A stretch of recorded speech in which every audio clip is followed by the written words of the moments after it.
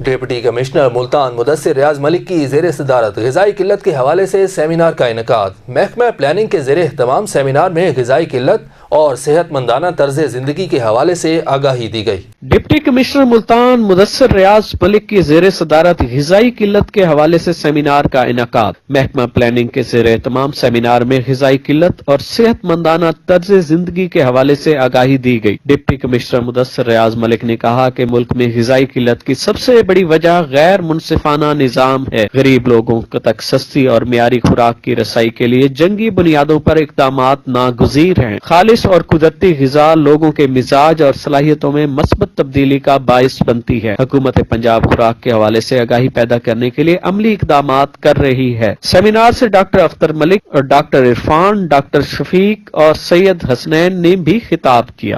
ہم لاتے ہیں ٹاپ نیوز، آپ کے فیورٹ ٹاک شوز اور انلمیٹڈ انٹرٹینمنٹ صرف یوٹیوب پر۔